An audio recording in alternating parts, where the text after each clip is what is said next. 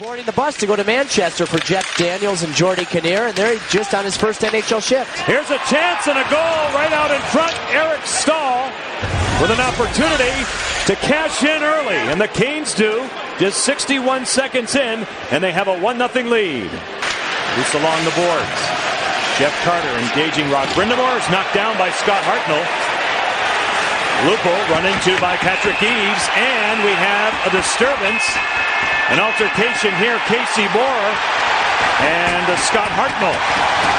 You know what this was?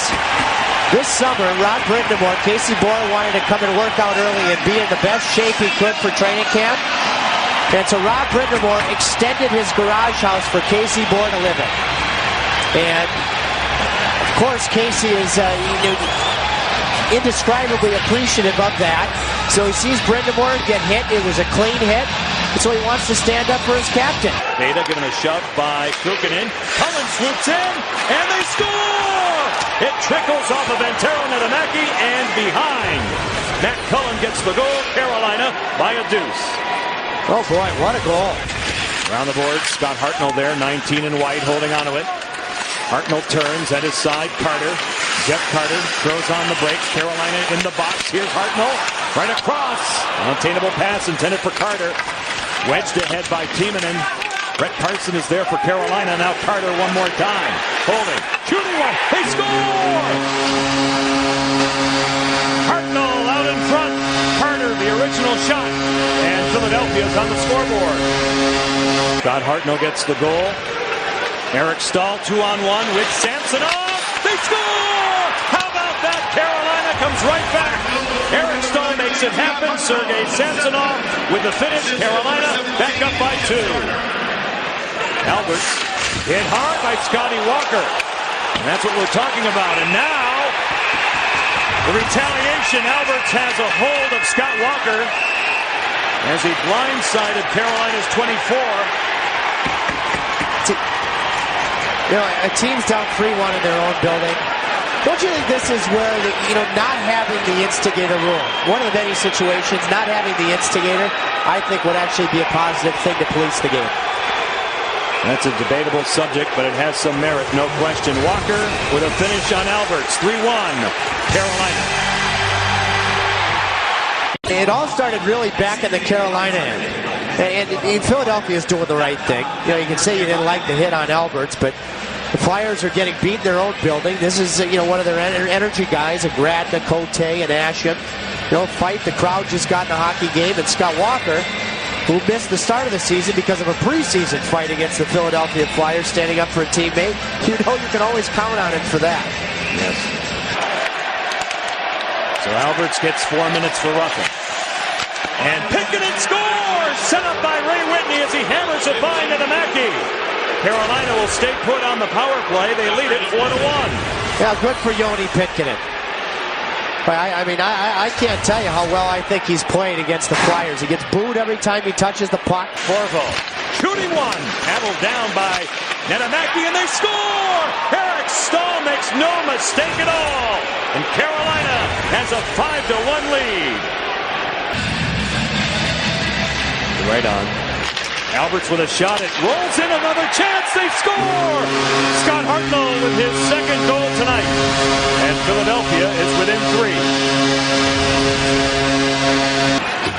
Through the center zone. A good pass. Lupo gains entry. Hartnell for the hat trick. It goes high. Right out in front. They score!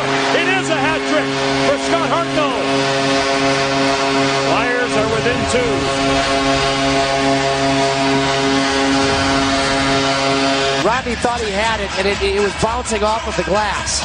But beyond that, that's where you have to have your whole body on a swivel, and you have to find where Hartnell is and be in good body position. Now, the Canes are going to catch a real break here because all these hats that are on the ice give the Canes a chance to sort of settle themselves and not have to take a timeout in the process. Leighton again turns it over. Controlling Metropolitan. When Metropolitan goes to work, right through the goal mouth. Michael Leighton has lost his stick. Here's Andrew Alberts all the way across for Kukkonen, and his shot. Stop the rebound, scores! Scotty Upshaw gets the goal on a rebound. Don't look now, the Flyers are within one. Does Upshall try to get out of the way? I'd have to say he does. I think in certain situations you maybe would see that called, but he doesn't have his stick, does Michael Layton. And all of a sudden, if he's got his stick, this shot for the point, he makes the save and deflects it to the corner. The penalty is over. Carson is back. Knuble centers one. Layton says no. They score! Somehow they sneak it in. Simon Gagne has tied it for Philadelphia. Wow. The unbelievable has happened. Here's Jeff Carter coming up on Carson. Holding, shooting one, knocked down by Michael Layton. Played here by Scotty Upshall. Inside again for Carter. Defending him is Brett Carson. Carter walks. Great save by Layton. Whitney down deep. Brind'Amour. Here's Stahl. Stopped by Netamaki. Brind'Amour. Carson with a shot. It's tipped. It goes wide. And the horn goes. We're going to a shootout in Philly. And Taro Netamaki getting it done. Boy, he sure did. Simon Gagne, whose goal tied it at 18-16 of period 3. Well, Layton told me this morning that the reason he was successful against Ovechkin in the penalty shot is he does as much video work as possible. He played for Philadelphia once upon a time. Simon Gagne on Michael Layton. Shooter number one, he scores! Two Finns do battle. Route 2 on Netamaki. Route 2 is stopped. The captain of the Flyers. The heart and soul of Mike Richards on Michael Layton. With a chance to make it 2-0. He does!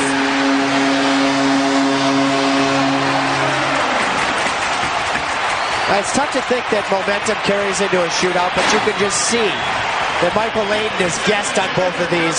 And if it's early in the game when his confidence is sky high, you know, he doesn't guess like he did on both Gagne and Richards. The last hope, maybe, is Carolina's Rod Brind'Amour.